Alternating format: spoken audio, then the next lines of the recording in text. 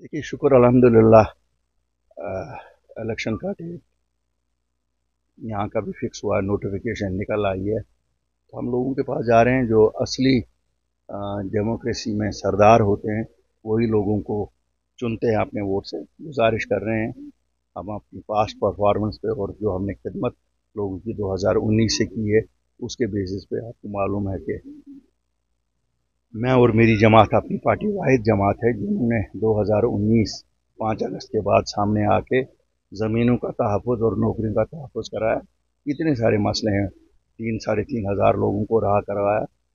और मुझे उम्मीद है कि अगर हम पावर में आते हैं तो जो नौजवानों की पकड़ दकड़ है उसे बंद कराएंगे और जिनके खिलाफ FIR कटे हुए हैं थानों में बुलाया जाता है, एक जनरल एमनेस्टी ऐलान करेंगे। आपने हमारा मैनिफेस्टो में देखा होगा।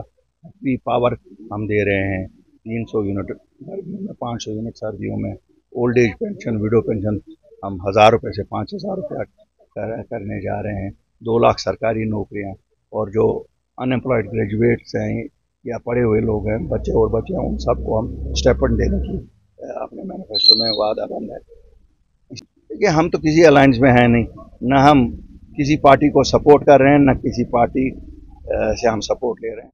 87 की बहुत बुरी एक्सपीरियंस है जब कांग्रेस और NC का अलायंस हुआ था। 2014 की बहुत बुरी एक्सपीरियंस है जब PDP और BJP का अलायंस हुआ था। इसलिए हम अलायंसेस से डरते हैं बहुत।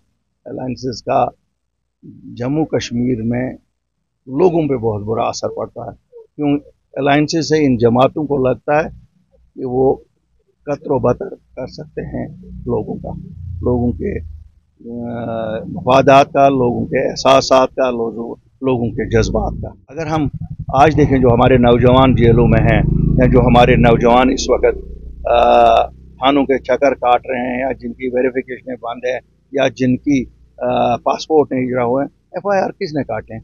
ये तो वही सब हैं जो 96 से अवामी सरकारें बनी, चाहे नेशनल कॉन्फ्रेंस की सरकार बनी डॉक्टर फारूक अब्दुल्ला की सरबराही में, चाहे मरहूम मुफ्ती मोहम्मद सईद की सरकार बनी, चाहे फिर उमर अब्दुल्ला साहब की सरकार बनी, चाहे महबूबा मुफ्ती जी की सरकार बनी।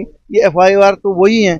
उन्हीं FIRों पे आज बच्चों को गिरफ्तार करके अंदर रखा गया है, या पासपोर्ट बंद किए गए हैं, या वेरिफिकेशन बंद किए, या थानों के चक्कर काट रहे हैं। तो इन जमातों को कम अज़ कम शर्मिंदा तो होना चाहिए इन चीज़ों।